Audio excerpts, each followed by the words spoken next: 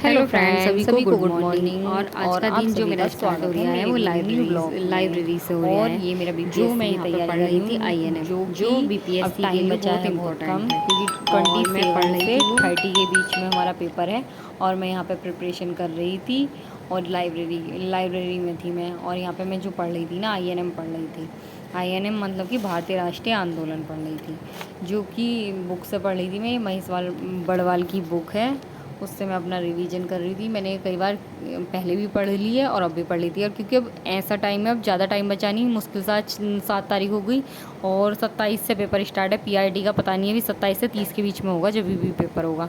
तो 20 दिन मान के चलो, 20 दिन में हमें सारा रिवीजन करना है, जिसमें से साइंस भी है, आईएनएम भी है, ज्योग्राफी भी है, रीजनिंग भी है, मैथ भी है, सारे सब्जेक्ट हैं। और सारे सब्जेक्ट का हमें अच्छे से रिवीजन करना है। रिवीजन हम तभी कर सकते हैं जब हमने पहले नोट्स बना रखे हुए पढ़ा का हो। लेकिन मैंने अपने नोट्स बना रखे हैं सारे सब्जेक्ट के, साइंस वगैरह के सबके, जो मैं उन्हें मल्टीपल टाइम रिवाइज कर रही हूँ। रिवाइज करने का मैं एक आपको बहुत अच्छा ट्रिक बताती हूँ जो मैं यूज करती हूँ। मैं पता है क्या करती हूँ, जब मैं स्टार्टिंग से नोट्स बनाती हूँ उसमें थोड़ी जगह छोड़ती हूँ, उसमें 1 2 3 4 करके ऐसे करके नंबरिंग डाल देती हूँ। और जैसे मैं उस नोट्स को 1 बार रिवाइज करा मैंने, तो उस पर 1 पे गोला कर दिया। 2 बार रिवाइज करा तो 2 बार गोला कर दिया। ऐसे में ये भी मल्टीपल टाइम रिवाइज हो जाता है, 10 बार या 11 बार। और उसमें एक फ़ायदा है, जब हम रिवाइज करते हैं ना, तो फिर पहले पहले दिन जब आप रिवाइज करोगे तो आप 2-3 घंटे लगेंगे नोट्स को पढ़ने में। 2-3 मतलब बनाने में तो 2-3 महीने लग जाते हैं। जब पढ़ोगे तो 1 दिन या कई 1 दिन लगेगा। फिर दूसरी बार रिवाइज करोगे तो थोड़ा कम टाइम होगा। ऐसे कम कम टाइम होता चला जाएगा। कुछ एक टाइम ऐसा आएगा बस आपको देखने की ज़रूरत होगी, ज़्यादा पढ़ने की ज़रूरत नहीं होगी। और मेरा वो टाइम ऐसे ही चल रहा है, मुझे बहुत कम पढ़ने की ज़रूरत पड़ रही है। अब मुझे ऐसी पेपर खोलती हूँ, मुझे सारा याद आने लगता है। जो याद नहीं आता है, मैंने उसे हाईलाइटर से लाइट कर रखा है। उस पर एकदम सी हाईलाइटर से लाइट करने का फ़ायदा ये है, जैसे कि आपको कोई चीज़ याद नहीं आ रही तो बाद में उस पर देखो यहाँ पे फ्रेंड्स, मैंने कांग्रेस के अधिवेशन थे, 8 अधिवेशन। ये बक मई और बक नई इसकी ट्रिक है। इससे आप ये 8 शुरू के 8 अधिवेशन याद कर सकते हैं। यहाँ पे मैं अपने घर पे आ गई थी और घर पे आके मैं पढ़ रही थी। ये भी मैं रिवीजन कर रही थी अपनी ज्योग्राफी का, क्योंकि इस टाइम ना मतलब ऐसा पढ़ना कि ये सारा सब्जेक्ट ये नया पढ़ना बहुत मुश्किल है। मैंने एनसीईआरटी वगैरह सब पढ़ रखा है।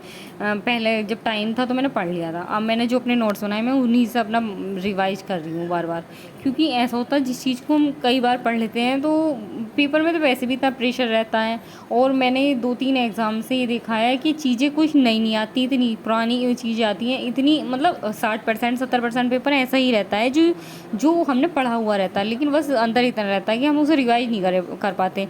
तो इस वजह से हम भूल जाते हैं, एग्ज़ाम में गलत हो जाता, कन्फ्यूजन हो जाती है। तो इस वजह से मैं सोच रही हूँ, मैंने कई बार इन्हें नोट्स को अपने रिवाइज करा है, बार बार मैं इन्हीं रिवाइज कर रही हूँ। अब ज़्यादा मैं पढ़ ली हूँ, करंट पढ़ ली हूँ, नए मतलब करंट डेली पढ़ ली हूँ और सब्जेक्ट में अपने रिवाइज कर रही हूँ। और वैसे मैं द ऑफिसर अकेडमी से तो पढ़ ही रही हूँ, लेकिन मैं डी के गुप्ता सर हैं, उनकी क्लासेस हैं जो PYQ हैं, बे लगा रही हूँ। क्योंकि PYQ इतने मोस्ट इंपॉर्टेंट होते हैं। एक कोई भी पेपर हो, जिसके जो सब यहाँ पेपर दे रहे हो उसके PYQ लगा रहे हो तो बहुत इंपॉर्टेंट है हमें लगाने। क्योंकि उससे ये भी पता चल जाता है क्या आने की संभावना है और क्या आ गया है। तो मैं एक बार पहले लगा रही थी, मैं एक बार दोबारा से फिर से लगा रही हूँ। और वैसे भी कुछ लोग ऐसा ना कि ये सोचते हैं यूट्यूब से पढ़ना चाहिए, नहीं पढ़ना चाहिए। मेरे अकॉर्डिंग तो यूट्यूब से या किसी की हेल्प लेके पढ़ना बहुत इंपॉर्टेंट है। क्यों? देखो, हम बुक से पढ़ रहे हैं तो हमें इतना अच्छे से समझ में नहीं आएगा ये कैसा आया, क्यों आया। अगर हम किसी से हेल्प ले रहे हैं, यूट्यूब से पढ़ रहे हैं या खुद से पढ़ रहे हैं, यूट्यूब से पढ़ रहे हैं, तो वो हमें सारे जो भी पढ़ा रहे हैं, जिसे भी आप फॉलो कर रहे हैं, वे बता देंगे कि ये ऐसे हुआ, यो हुआ। कुछ वर्ड बुक में ऐसे हार्ड हार्ड होते हैं जो हम पढ़ नहीं पाते। ये मेरे नोट्स हैं जो मैंने बना रखे हैं। ज़्यादा तो मतलब जैसे जैसे टाइम मिला वैसे, बाय बाय, गुड बाय, और कल मिलेंगे इसी वीडियो।